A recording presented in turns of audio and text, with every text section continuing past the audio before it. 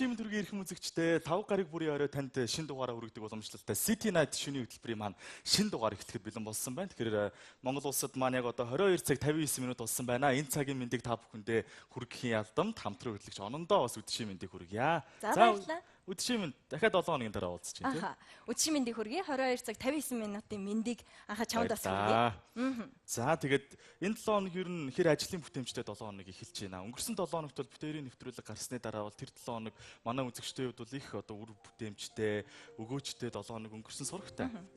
Ер нь гайхалтай яг 5 гарагт ирч хүчээ ингээд нэвтрүүлгээгээд нэг цэнгэлчихээр дараагийн 5 гараг хүртэл ер нь бол ажил үйлс айгүй бүтээмжтэй ок яваад байгаа л да. Тэгээ үзэгчд ч бас тийм байгаах гэж бодож байна. За тэгээд City Night шөнийн хөтөлбөр маань эхлээд бас баггүй хугацаа өнгөрчлөө. Тэгээ бид нэр эх 7 хоногоос эхлээд бас нэвтрүүлэгтээ бага хэмжээний бас өөрчлөлт хийгээд мэдээж нөө нэвтрүүлэг маань гараад ингээд тодорхой хэмжээний хугацаа өнгөрсөн учраас одоо яг ямар булан гарах вэ гэдэг хүмүүс мэддэг болсон. Тэр бид хоёр бас дараагийн дугааруудаас эхлээд булангуудаа өөрчлөё, энэ нэвтрүүлэгтээ бас шинжилэл хийя гэдэг ингээд том зорилго тавьсан байж байгаа учраас үзэгчд маань City Night шөнийн хөтөлбөртэйгөө 7 хоног болгон хамтдаа байгаарай. За энэ 7 хоногийн зочноо яг одоо студидтэй урин залгаж байгаадаа баяртай байна. Ер нь оnon бит хоёрын хувьд бол нэвтрүүлэгтээ аль болох ер нь одоо сүүлийн үед үзэгчдтэйгээ уулзаагүй, удаан уулзаагүй team зочдыг урьж оролцуулахыг боддог. Тэгээд энэ удаад бол баг сүүлийн 1 жилийн хугацаанд их орондоо байхгүй байж байгаад Монголдо ирсэн нэгэн үзэгсэнтэй бүсгүй байгаамаа. Тэгээд он маань бас урьж зардахын зүйтэй. Тэгж байхаа ерөнхийдөө бол Монголд ховорхон ирдэг. За ховорхон ирсэн энэ завшааныг далимдуулаад анхаарал хоёр гяс ураад авсан байгаа нэвтрүүлэгтээ. Тэгээд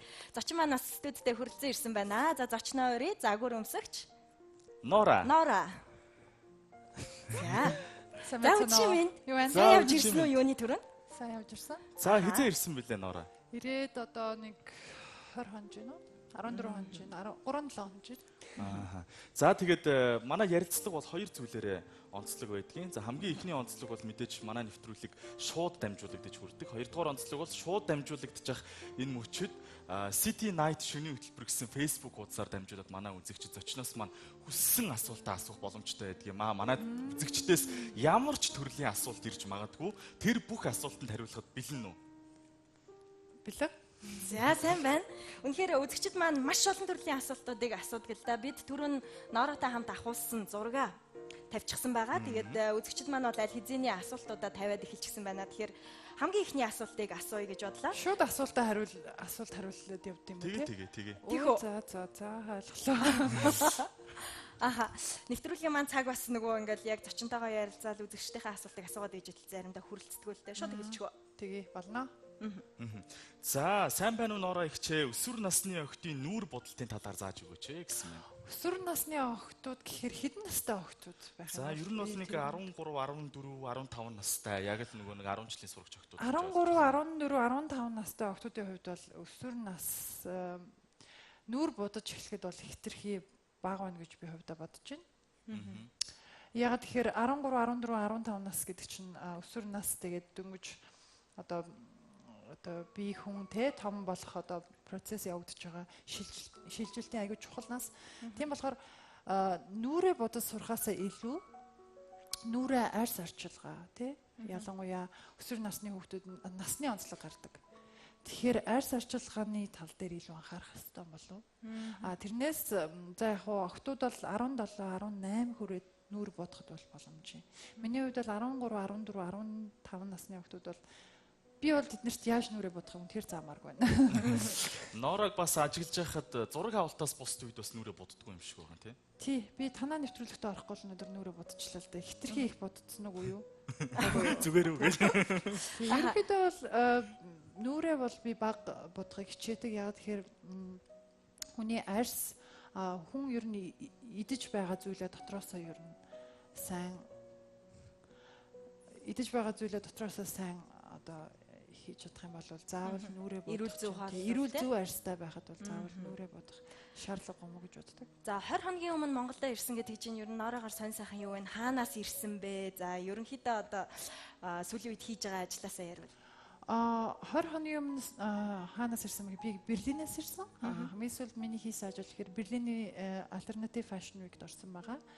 Alternative Fashion Week нь болохоор одоо би даасан загвар өмсөгч загвар зохион бүтээгчд оролцдог. Би даасан загвар өмсгчд бас оролцдог тийм fashion week. Тэгээд дэлхийн олон орны янз бүрийн загвар зохион бүтээгч загвар өмсгчд ордог. Тэгээ энэ жил манай Futuristic Type гэдэг брэнд оролцсон. Тэгээд Billy Мөх Монголоос Billy Мөх загвар өмсгч бид хоёр оролцсон байна. Ер нь за сая бол Берлинд орсон юм. Ер нь хаана амьдардаг вүлээ Нора? Би ер нь хаасайгүй амьдардаг л да. Яг дэлхийн нэг өнцгөөс нөгөө өнцгөрөө. Тий. Сүүлийн одоо 2 жилийн хугацаанд миний амьдарсан орн гэхээр Нью-Йоркд бол би бараг 2 жил амьдарсан. Тэгээ сүүлийн 4 сар болохоор Европт амьдарсан. Парист 1 сар, Миланд 1 сар, Берлинд 1 сар. Тэрний дундуур бол аюу олон орнуудаар аялдаг. Тэгэхээр ер нь бол би яг залуу хүний хувьд аюу их аялахыг хүсдэг л дээ.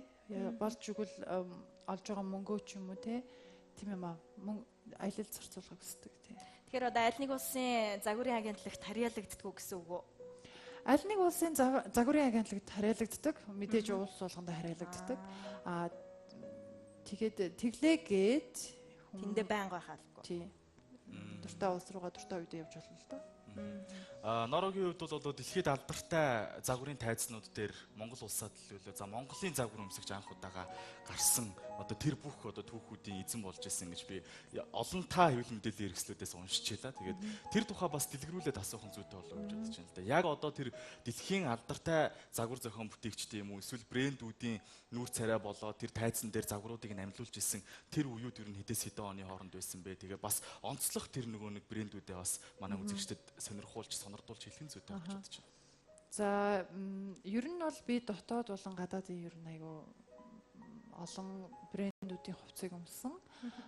Түүний дундаас одоо олонний танил брэнд байгаа, олонний танил бас брэнд байгаа, дэлхийд алдартай брэнд байгаа, эсвэл одоо independent брэндүүд байгаа. Тэгэхээр одоо хүмүүсийн мэддгээр дэлхийд алдартай брэндүүдийн нэлээд олон шоунд орсон. Яг гадаадад би загвар өмсч гисэн гэхээр 10 жилийн өмнө загвар өмсч гисэн. Тэгэхээр 10 жилийн өмнөөс эхэлж загвар өмссөн гэсэн. Тэгэхээр миний орсон шоу гэхээр Chanel-ийн шоу, Max Mara, Vivienne Westwood,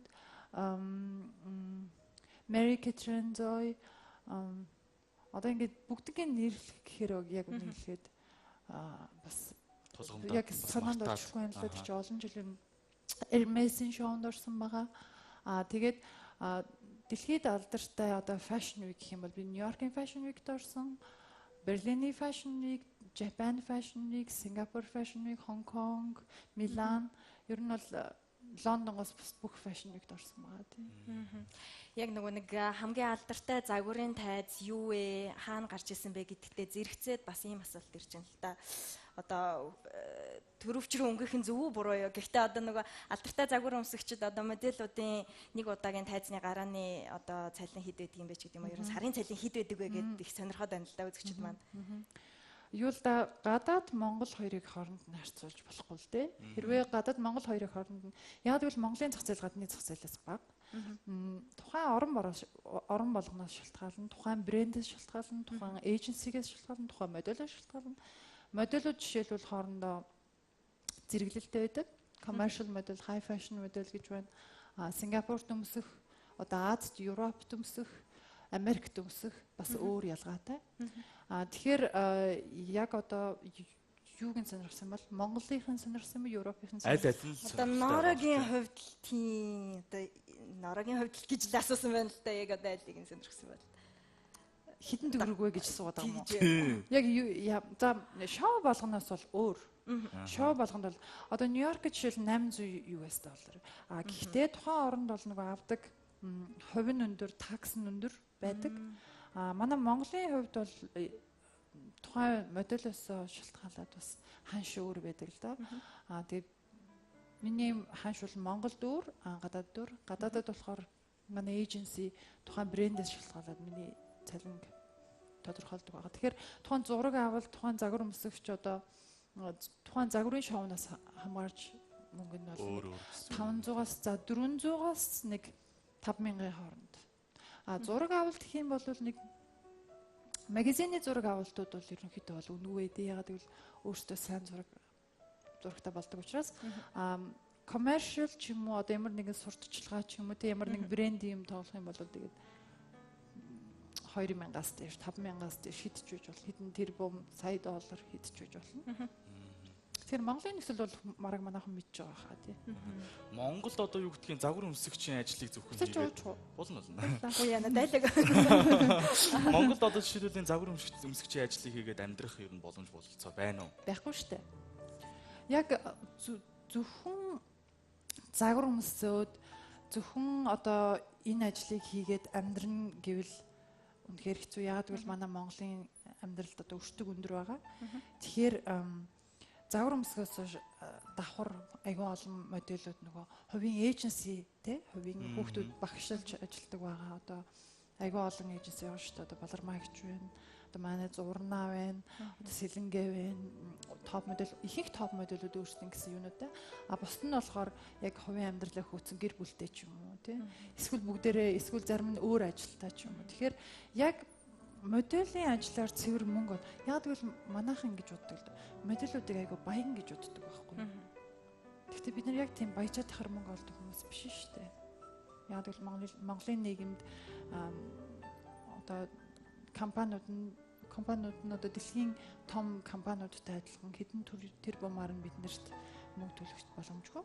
Тийм болохоор үнэхээр тэр моделүүд одоо баян гэж бодох юм бол хувийн бизнес хийдэг ч юм уу тий. Ямар нэг байдлаар өөр нэг байдлаар болдог.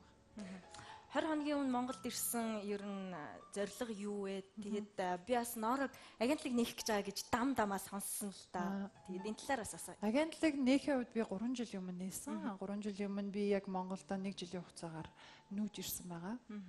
Яг тэр би өмнө аяга олон жил Монголд амьдраагүй байж байгаа. Сингапурт би 7 жил амьдарсан. Тэгээд Сингапурт 7 жил амьдарсныхаа дараа Европ руу нүүсэн. Парис, Миланд аяга олон бас 2-3 жил амьдарсан. Тэгээд би Монголд нүүж ирсэн. Монгол нүүж ирээд яг ямар шилсэн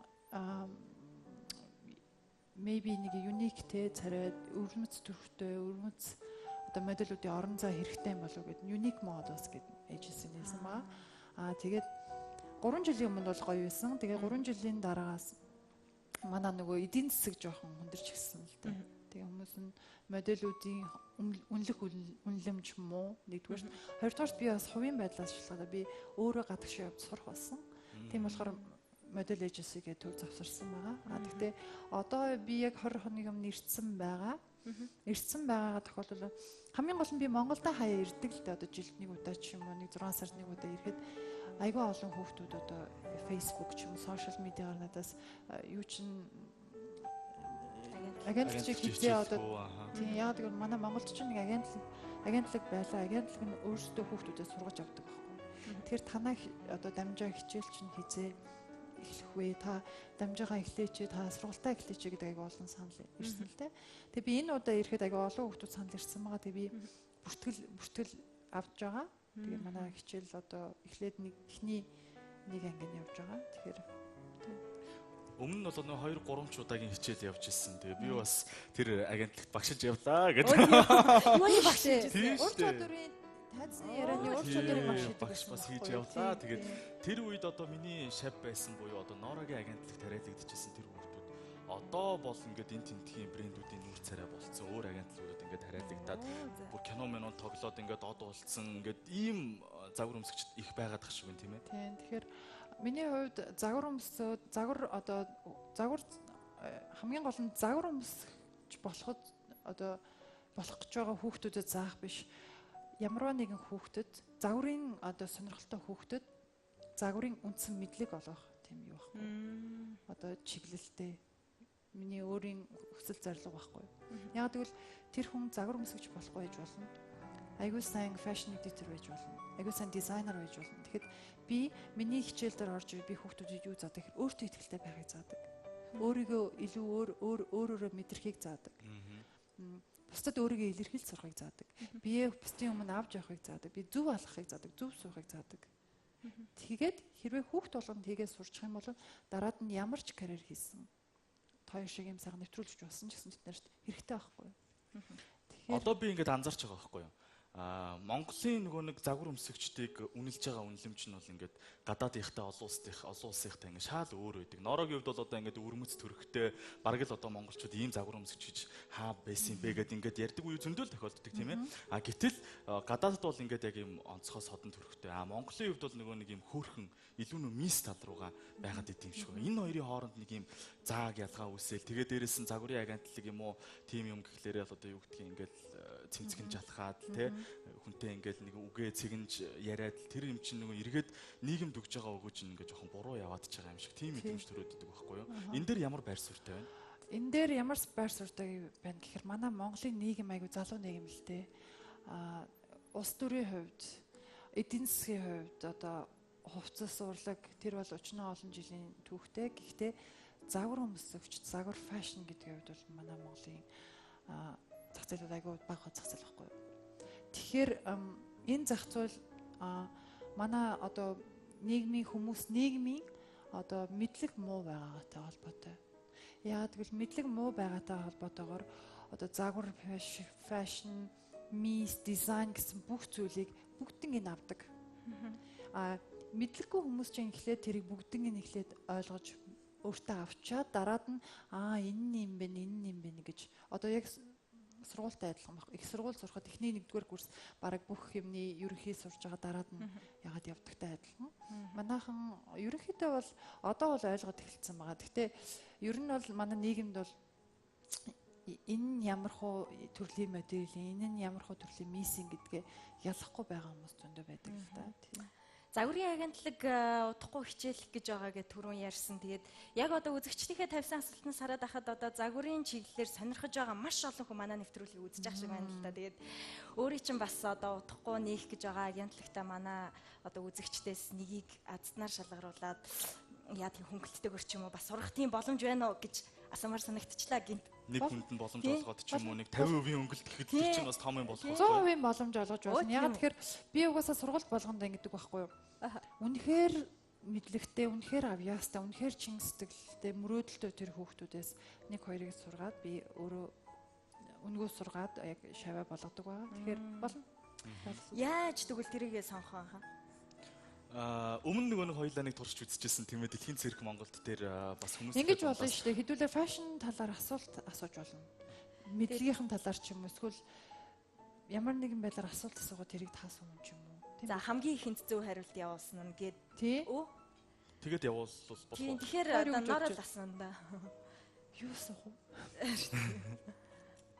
Эсвэл битэрийн бас нэг юм туршлага байд юм л да. Одоо нөгөө нэг юм хүн чинь Аз гэдэг юм чинь бас лазл байдаг шүү дээ. Тийм учраас одоо хүссэн тоогоо бичээд тэгээ тэр дундаас битээр чамд харуулахгүй байжгаад тэгээ төгсгөлд нь за хүссэн тоогоо хийх тийм нэгээс 20 дотор тэр тоогоо хэлвэл за энэ дундаас хамгийн ихэнд бичсэн хүнд нь тэр боломжийг нь олгох гэж ийм боломжтой. Тэгээ одоо нөгөө бид гурийн зураг байгаа тэр зурганд орвол хүмүүсээ битгий бичээрээ би тусад нь нэг пост үүсгэж юм л да. Энэ дээр 100% хөнгөлөлтөд суралцах юм дээр одоо нэгээс 20 хооронд хүссэн тоогоо бичээрээ. Хамгийн гол нь хэрвээ үнэхээр сонирхолтой хөвгт байх хэрэгтэй л дээ. Тэрнээс зүгээр нэг ангийн бүглэгч байгаа ч юм уу эсвэл зүгээр нэг хамгийн гол нь фэшн талаар сурах үнэхээр сонирхолтой хүсэл тэмүүлэлтэй хөвгт байл үнэхээр сайн байна. Норогийн одоо зургийн дараа маш олон асуултууд ирж байна л да. Тэгээд гэр бүлийн статусын талаар бас их асууж байна. Найз зөндтэй, явуулгын найз залуутай, явуулгын нөхөртэй, явуулгын гэржээс нь уулгын single. За, single lady. За би пост оруулчлаа. Тэгээд дөнгөж сая миний оруулсан постн дор тэгээс 20 хооронд хүссэн тоогоо бичээрэй. Тэгээд энэ дундаас бид нар азтныг шалгаруулад Норогийн шав болгох тэр алтан боломжийг олгоно. За ингээд асуултаа өргөжлөлөө. Би сая юу ярих гэж чад мартчихаа гэсэн. За нэг хүн маань 100% хөнгөлттэйгээр Норогийн загварын агентлагт сурах ийм боломжийг өнөөдөр олгож биш үзэгчтэй. Тэгээд саяын постн дор тоогоо бичээд байгаарай. За just now гэсэн мөртлөө 20 гаруй комент ирсэн байна. Энэ бол тэгээд маш их өрсөлдөөн үүсчих шиг байна тийм ээ. Загвар өмсөгч нар одоо оролцохоор ерөөсө хамгийн их тавьдаг асуулт бол биеийн жин за тэгээд жингээ яаж барьдаг вэ гэдэг ийм асуултыг маш их тавьдаг л да. Тэгээд Ноорогоос заавал асууж өгөөрэй. Ерөөсө миний одоо шүтдэг хамгийн гоё загвар өмсөгч яг төгс загвар өмсөгч өөрөө шүү гэд нэг үзэгч манаас хэлсэн байна. Биеийн жин бол одоо би 20 настай төссөн зүйлээ идээд таргалдаг байсан л да. Яг тэгэхээр хүний ген юм шиг байна. Ер нь бол нэг юм туранхаа одоо юу гэдэг нь хэр барагтаа таргалдгүй ч юм уу тиймэрхүү хүмүүс гентэй хүмүүс байдаг. Тэгэхээр манай гэр бүлийнхэн ер нь тийм туранхай гентэй юм шиг байна. Одоо 30 би одоо өнөөдөр одоо удахгүй 33 хүрнэ 32 та. 30 одоо 28 нас өнгөрөөд ирэнгүүт яг хүн өөр ирэхгүй эдснэрээ яг таргалж эхэлдэг л дээ. Тэгэхээр би жингээ барихын тулд би улаан махнаас цэцгэлсэн байгаа. Тэгэхээр би мах идтгүү гэсэн үг. Тэгээд ерөнхийдөө Монголын нөхцөл бол ер нь зарим үед гурилнаас татал яг гэвэл улаан мах идэхгүй учраас тэрнийг орлуулж идэх хоолууд аягүй бага байдаг. Мэдээж хүнсний дагуу байгаа жимс байгаа. Гэхдээ ер нь бол хоол хүнсээр хөдөлгөөнөөр жингээ барихыг хүсдэг. Ямар спортоор хичээлдэг вэ? Жимд явдаг, хаяа йогоор хичээлдэг. Манай нэг үзэгч ийм асуулт асуусан байна л да. Норагийн өндөр чи хэдвэ? Тэгээд оноо хөдлөлч юм хэдвэ гэдэг. Намайг бас хамруулчих юм аа. Харьцуулт хийх гээд ах шиг байна бодвол. За Норагаас За Нора ихтэй. Миний өндөр 82. 182 см. Жин 55. 55. За ононгийн үед. Бид хоёр ингээд зэрэгцээ зогсчвол ер нь тэгэл харагдана. Тэгээ за зогсч. Бид хоёр бол яг одоо хоёулаа өсгийтэй гутал өмсчихсэн байна. Тэгээд Нора маань 1.82 те. За би 1.68. Тэгээд чим бод бид хоёр ойрцоо юм байна. Жоо бид хоёроо жоо холоос харуулах хэрэгтэй юм шүү. За. За юм байна. Би яг аврах хүн битээ үе шиг харагдчихэв. За Нора аль аймгаас гаралтай вэ? Хаанаас гаралтай вэ? Тэгээ эцэг их нь бас аль аймгийн хүмүүс байдаг гэж асууж байна. Би Сэлэнгийн охин. Манай аав Сэлэнгийнх манай ээж дархных. Тэгээ манай аав ээж хоёр 19 дэх танилцаас дархан танилцаа. Тэгээ Сэлэнгэд төш амьдарсан. Тэгээ би Сэлэнгэд төрсэн, дарханд нэг хэсэг амьдарсан. Тэгээд хотод бас сүүлийн одоо бараг 10 жил амьдарч байна. Нора хэдэн хэлээр ярьдаг вэ? За загвар өмсгөөс өөр нууц авьяас бий юу? Загвар өмсгөөс өөр нууц бол нууцсаад ах авьяас байхгүй. Ер нь одоохондоо нээж илрүүлж байгаа юм. Яг нээх юм бол чамд хэлнэ.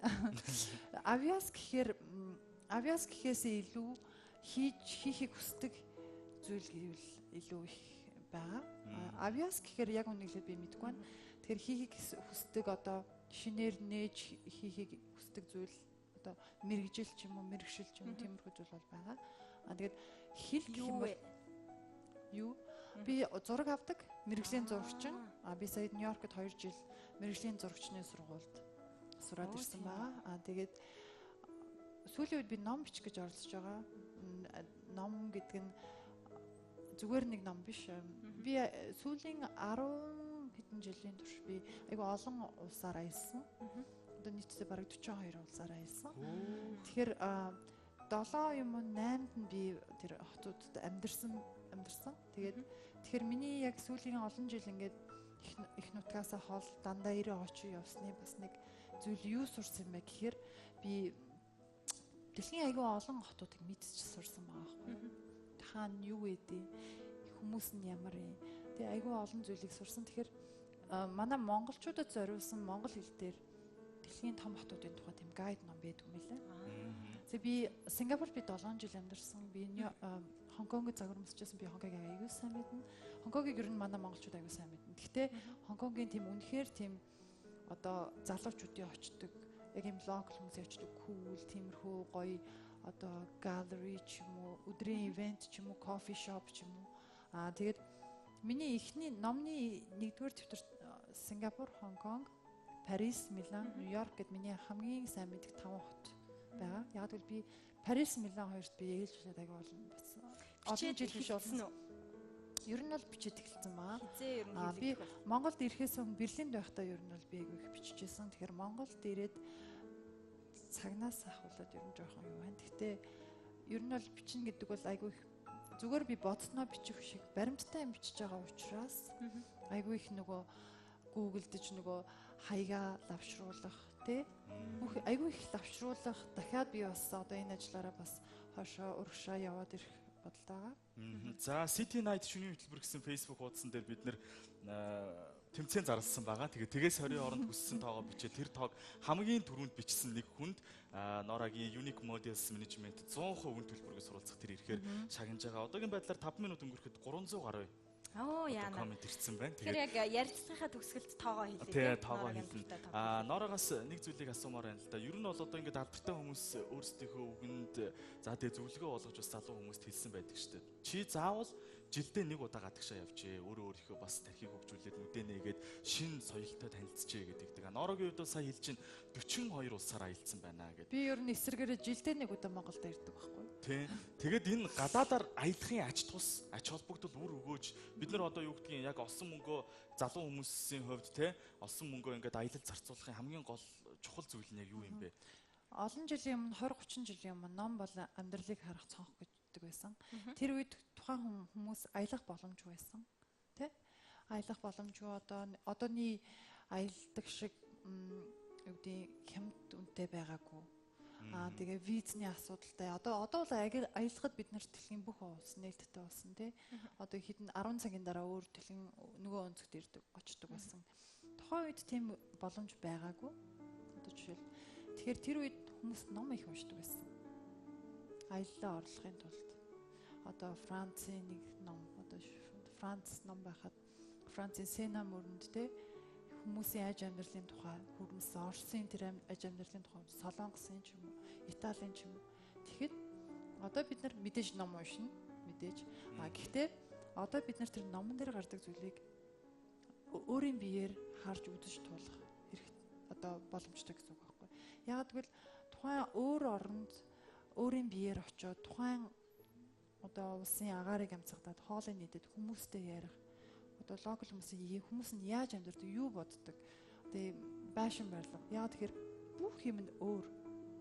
Тэгэхээр нэг улсад очиод өөр улсад очих болгонд чи өөрийгөө одоо өөр улсаас ирснээ мэдэрнэ. Чи өөр хүн гэдээ мэдэрнэ. Тэгээд тэр болгоноор бас чи өөр юу ч мэддгүйгээ бас мэдэх байхгүй. Тэгэхээр хүнд айгүй их мэдлэг олгодог. Хүнд айгүй их бие тааж өөрийгөө одоо нээж хөгжүүлэх ганцаараа одоо хүн ч бас хэрвээ гадагшаа ганцаараа аялах тохиолдол. Миний хувьд бол ерөнхийдөө ихэнхдээ ганцаараа аялдаг гэсэн. Тэгэхээр ганцаараа аялна гэдэг бол шинэ газар очих болгон чамайг хэн ч танихгүй, хэн ч мэдэхгүй. Тэгэхээр чи өөрийгөө хүмүүст үргэлж шинээр нээн, шинэ найзуудтай болно. Тэр тухайн хүний одоо хэлийг мэдэхгүй ч гэсэн тэр соёлыг мэднэ. Тэгэхээр надад бол айгүй ер нь миний аялал бол надад бол маш олон зүйлийг өгсөн гэж боддог. Гэхдээ одоо бол би 32 настай. Гэхдээ би аялсаар л байх болно. Тэгэхээр ер нь бол аялал бол миний хувьд шүү дээ. Би тэрнээс бүх хүн дэх ёстой гэж хэлээгүй. Очижсэн газруудаас хамгийн одоо нөгөө сэтгэлд үлдсэн тэр газар хаанах вэ? Хамгийн сэтгэлд үлдсэн гэхээр газар болгон сэтгэлд үлдээ. Яг л өөр ингэсэн одоо шил Непалийн ийм жижигхэн тосгонууд байдаг байхгүй. Тэр уулын ийм тосгонууд байдаг. Тэр тосгон руу очиход яг Холливуудын кинонд орсон юм шиг. Хүмүүс нь яг ийм улаан хувц өмсөд яг ийм тухайн орны өөрсдийн өв соёлоо айгүй гоё хадгалж авч үлдсэн орнууд үнэхээр миний сэтгэл амар үлддэг л дээ ер нь. Тэрнээс бол зүгээр нэг байшин барилгатай хааж байдаг брэндтэй ч юм тийм улсууд бол нэг тийм айхтар сэтгэл үлддэг. Ер нь бол Энтхэг байна. Одоо Коста Рика байна. Грек байна. Тэгэхээр тухайн соёлоо яг үнэхээр гоё соёлоор нь хадгалаад аваад үлдсэн яг одоогийн байгаа амьдралдаа яг ингээд хавсруулаад айгүй хадгалж авч явж байгаа улсууд надад ер нь их таалагддаг. Би сая харжлаа Ноороо бас 1-2 шивэстэй харагдаж байна л да. Тэгээ бодож байна. Одоо гадаадын загварын агентлагт ч юм ер нь манад загвар өмсөгч шивэстэй байхыг ер нь зөвшөөрдөг тий. Энэ бол хувь хүний асуудал. Ер нь бол загвар өмсөгч хүн шивэстэй байх тухайн хүний personality. Тэгэхээр ялангуяа залуу модельудад бол нэг зөвшөөрдөг. Яг тэгэхээр залуу модельуд өөрсдийнхөө стилийг олох, өөрсдийнхөө имижийг бүрдүүлэх гэж айгүй их нэлээд явдаг. Тэгэхээр нэгэнт өөрийнхөө нэр хүндийг олцсон, нэгэнт өөрийнхөө карьерийг хийцэн модельуд бол асуудалгүй ер нь байдаг. Гэхдээ нууц биш бол хаана шивэстэй вэ? Би нуруунд дээр айгүй том шивэстэй. Тийм байсан те. Далавч байлоо. Тийм. Гэхдээ ер нь бол миний бүх шивэснүүд ер нь бол бүх өөр улсуудад хийлгсэн. Тийм. Би 7 шивэстэй. Оо За. За нэвтрүүлэг маань жаргах болсон маань үнээс өмнө бас ганц нэг асуултанд хариулт. Дөнгөж эхэлж жаргаж байгаа юм уу? Уг нь бол ярих юм маш их байдаг. Ярих байхгүй харин. Манай нэг үзэгч ингэж асуусан байна. Удахгүй нөгөө нэг American шин топ модель гэдэг одоо бидний үзэж дассан нэвтрүүлэг байдаг. Тэрний Монголд хувилбар буюу Монголын шин топ модель гэдэг нэвтрүүлэг хийгдэж байгаа. Mongolian Next Top Model. Mongolia's Next Top Model гэдэг. Тэгээ энэ шоуны шүүгчээр нь буюу одоо Tyra Banks-ыг орлох нь Нора сонгогдсон гэж энэ үнэн үү гэд манай нэг үзэгч бас асуулт асуусан байна. Энэ үнэн үү? Надад бол тиймэрхүү мэдээлэл ирээгүй байна. Би бол тиймэрхүү мэдээллийг сайтуудаас сонссон. Тэрнээс би одоо яг үнэхээр эрхийг авсан юм уу, аваагүй юм уу? Яг тэгэхээр хаяа шар мэдээнд итгэх хэцүү байдаг байхгүй юу? Тэгэхээр одоогийн байдлаар надад ярьсан ч юм уу тийм юм бол байхгүй. Бараг өөрийнхөө талаар хэвлэл мэдээлэлээс уншаад байгаа юм биш үү те? Харин тийм. Яг шүүгч болгочихсон явж штэ те. За нэвтрүүлэг ерөнхийдөө бол ярилцлагын цаг маань өндөрлөх гэдэг юм л да. Нөгөө нэг тоогоо мартчих үү дээ. За тгээс 20 хоорондох тоо штэ. Тийм байна. За одоо шууд хэлсэн дээр үү? Өөр асуулт үлдсэн байна. Өөр асуултууд бол зөндөл ирсэн байна л да. Тэгээд асууж болж гин эсвэл бас энэ одоо нэг үзэгч маань асуугаад асууж болж гин үгүй юу? Пластик мэс заслын талаар ямар бодолтой байдаг вэ гэж асуугаад байна л да. Пластик мэс засал гэхээр яг ямар мэс заслыг хэлэх үү? Одоо нөгөө нэг хамраа өндөрлүүлэх, хэрүүгээ засуулах, хийлгэх гэдэг ингээд бүрийн мэс заслын гоо сайхны мэс заслын хувьд хоёр үр дагавартай хоёр талтай. Хэрвээ үнэхээр чамд шаардлага гарсан бол тий ажлын болон амьдралын ч юм эсвэл гоо сайхны талаар чи өөртөө итгэлгүй байлвал яагаад болохгүй гэж. Тэрнээс яг зүгээр байгаа хамрыг ч юм уу зүгээр байгаа бие эрхтнийг заавал одоо юу гэдэг нэмээд хасаад шаардлагагүй тохиолдолд бол та хүний өөрсдийнх нь асуудал тийм. Миний хувьд бол ерөөсөө би өөрөө одоо эсэргүүцэх юм уу эсвэл тийх надад бол тийм байдгүй. Шаардлагатай үед одоо шил ямар нэгэн хүний биеийг одоо шил бид нар бие жоохон одоо хөвшрөх юм уу тараалангууд одоо exercise хийдэг тий. Тэгэхээр тэрнтэй адилхан хүний арьс суулардаг ч юм уу гоо сайхан ямар нэгэн байдлаар тэгэд шаардлагатай үед ингэсэн байл да. Ноора жаахан өөр харагдаад ах юм аа. Нүдэндээ давхраа хийлгэсэн юм уу гэд. Яг сая нөгөө нэг пластик мистасл гэд ярьсан чинь манай үзэгч тэгж хэлсэн байна.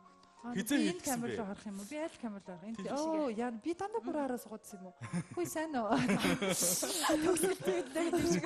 Хөөе тийм биш даач нэг санаа харагдав. Зүгээр ингээд тал талаас л авч байгаа л. Нүдэндээ давхраа хийлгэсэн байгаа. Яа тэгэхээр би өмнө ер нь бол би өөрөө давхраатай. Гэхдээ би одоо 32 настай хүний хувьд миний дээд зохины арьс нь айгүй их унжсан байгаа. Тэгэхээр ойроос битээ аваарай. Тэгээ дээд зохины арьс нь унжсан байгаа. Тийм болохоор би дээд зохиныхоо арьсыг жоохон ахуулах шаардлага гарсан. Тийм. Тэгэхээр ер нь бол хийсэн байгаа тий. Яг Норогийн камер бодлороо тэр юм биш үү? Тийм. Тэгээд ингэ чинь ирээдүйд нөгөө нэг роботууд загвар өмсгчийг юу яадаг төлөөлдөг болоо тэр ажлыг нь хийдэг болоо загвар өмсгчдэр ажилгүй болно гэсэн юм одоо судалгаа эрдэмтэд гаргасан байна. Энэ дээр ер нь ямар байр суурьтай байна гэж ах юм? Ер нь роботууд бол бүх хүмүүсийг л оруулах гэдэг юм шүү. Робот найз хүн байна. Робот гэрийн үйлчлэгч байна. Робот одоо заводын одоо үйлдвэрийн ажилчид байна. Тэгэхээр роботууд загвар өмсгчийг орлоно гэж байж болохгүй. Хүмүүст ямар ч кайф гооха үзэж байгаа хүмүүст ядчихлаа. Тий болох.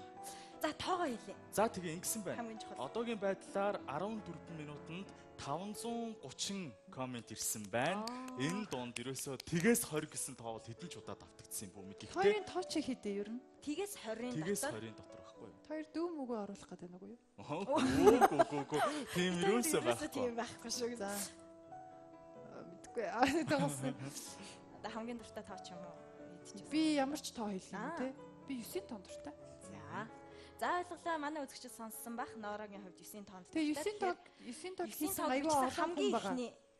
Хамгийн ихний хүн тэр боломжийг олгож байгаа. Тэгэл маргааш өглөө би сая танай агентлагийн утсыг хүчилжлээ л те. Тэгээ тэр утсаар холбогдоод шагналаа 880649 те. 88 гэсэн одоо утсаар. Тэгээ манай нэг үзэгч ингэж асуусан байсан. Танай энэ агентлаг хаана байрладаг юм бэ? Тэгээд төлбөр нь ямар хүнтэй гэдэг юм бол. Манай агентлаг бол соёл урлагийн их сургуулийн ойролцоо барилдаг. Төлбөрийн хувьд бол утаснаас мэдээлэл авах боломжтой. Хамгийн гол нь үнэхээр загварт сонирхолтой, загварын одоо чиглэлээр цааш сурах ч юм эсвэл үнэхээр модель болох ч юм уу тийм хүмүүс холбогдох боломжтой тийм. За баярлалаа. Тэгэхээр энэ үдш ирээд маш нээлттэй сайхан яриаг өрнүүлсэн Норада баярлалаа. Тэгээд маш их цаг баярлалаа. 23:35 болсон байна. Нилээн орой уурж авчираад нилээн олон асуулт асуусан. Бас хүлцэлгэж байна. Тэгээ азтан болсон тэр нэг охинд бас баяр хүргэчихье. Тий. Ямар хүн байсан бэ? Тэрийг Энэ нэг одоо одоо нэг нэвтрүүлэг 500 дуусны дараа идэх дундаас хоёр. шүүхт хэцүү учраас За. тэр нэвтрүүлэг дууссаны дараа харж агаад пэйжээрээ албан ёсоор энэ хүн ялагч болсон байна Би гэдгийг өсвөлдөө хаашаа харахаа мэдгүй. 5 камер байна. За тэгээ Норада ажлын өндөр амжилтыг хүсье. Тэгээд энэ удаад бол сургалтаараа бас ингээд багахан хугацаанд Монголд амьдраад залуучуудаа загвар өмсгчийн энэ загвар өмсгчийн энэ мэрэгчлэр дамжуулаад гоо зүй мэдлэг өгж байгаа нь хамгийн гол одоо чухал энэ одоо сургалтын зүйл нь болов уу гэж бодож байна. Тэгээд ажилтны өдрөөс өндөр амжилтыг хүсье. Болгоомжтой хараарай. Баярлаа. За баярлалаа. Баяртай. Баяртай. Гомчтой яваарай. За баярлалаа. Би ингээд явчих уу тий? Усаа явчих уу? Баярлалаа. За ингээд City Night чиний хөтөлбөртэй хамтдаа байгаа үзэгчид та бүхэндээ баярлалаа. Тэгэхээр бидний ярилцлагын одоо булангийн зочноор загвар өмсөгч Ноора байлаа. Тэгэхээр бидний хувьд их сонирхолтой ярилцлагыг өрнүүлээд амжилтаа. Харин одоо бид нэр дараагийнхаа буланг үзэгчдэд хүргэнд энэ одоо булангийн зочин хэн байгаа вэ оноо? За тэгэхээр одоо бол цаг 23:35 болсон байна. Тэгээд бид бас Нооротойгоо нилээд удаан ярилцлаа. Тэгээд хэсэг хугацааны дараа та бүхэнтэйгээ студид эргээд уулзах болно. За дараагийн булангийн маань зочин маш гайхалтай уянгалаг хоолойтой. Тэгээд маш авьяастай ийм залуу уран бүтээлч гэж хэлж болно. Дөнгөж сая UBS телевизээс зохион байгуулагдсан My Voice наадамд шилжүүлсэн. Тэгээд бас Universe Best Songs наадамд бас амжилттай оролцож байгаа. Мөнх Эрдэнэ нэмэх одоо залуу байгаа юм аа. Тэгээд Мөнх Эрдэнэний үед бол бас уянгын дуунуудыг их мэдрэмжтэй, сайхан дуулдаг ийм залуу байгаа. Тэгээд тун удахгүй бүгдээрээ унтахаасаа өмнө их сайхан уянгалаг дуунуудыг сонсоод гайхамшигтай сайхан амарцгаая. Ингээд үргэлжлүүлээд бүгдээрээ хамтдаа бид бүхний нэг уламжлуулсан болон байдаг энэ бол хөгжилтэй бичлэгүүдээ хүлээн авч үзээд эргээд уулзцгаая.